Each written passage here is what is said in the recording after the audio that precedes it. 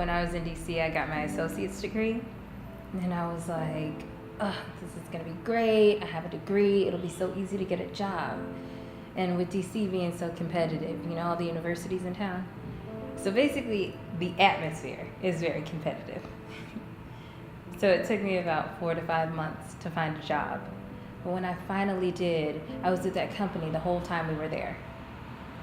So where we are now is a very small town that's only been built up the way that it is because of the military base. And the locals don't really like that the military is here, so I've been here about 6 months now, and I can't even find a job because nobody will hire you. And we even had Ivanka Trump here a couple months ago discussing employment of military spouses because there are 60,000 people on base. And even if only 20,000 of those people are married, that's 20,000 people looking for jobs. And there are 12 houses on my cul-de-sac right now, and none of them have jobs. They're all home. So there's this facility on base that's supposed to help spouses find jobs out in the community. And so my friend went there to ask for help furthering her education and building her resume. And they told her that they could not help her because she had an associate's degree. And to take her education off of her resume, that more spouses have found success when they didn't tell people they had a degree. Which sucks because people are being cheated out of the money that they deserve. Like, people are taking out student loans these days. So imagine having $60,000 in student loans and nobody will hire you because you're a military spouse. So there are the stereotypical military wives.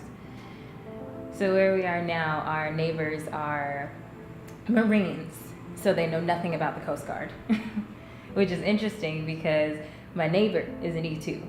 Well, Bobby is an E4, so the rule of the Marines is that they can't talk to each other because they're not in the same rank. Like, every time I meet a wife out here, the very first thing that they ask me is, what rank is your husband? And I'm like, it doesn't matter. He's in the Coast Guard. That has nothing to do with the Marines. But they're trained to ask that because if they're not in the same rank, that means that their husbands can't be friends. And it's so segregated by rank on base, which gives military wives a bad name because they're taught, oh, my husband's an E6 and yours is an E5, so we can't be friends because my husband's better than yours. And it's so, like, real. So the Coast Guard doesn't really have those rules. There's no line that says, oh, you can only talk to the same people in the same rank.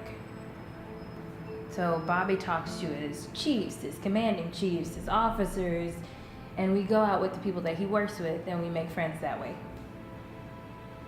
You know, I thought I was gonna be the best spouse in the world because I grew up in a military family.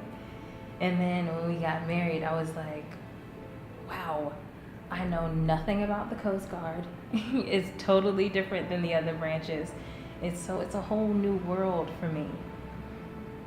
But once I finally figured it out, I started to reach out to the younger spouses and then help them get to where I am now. Because I know that I was completely lost in the beginning. But now it's so much easier.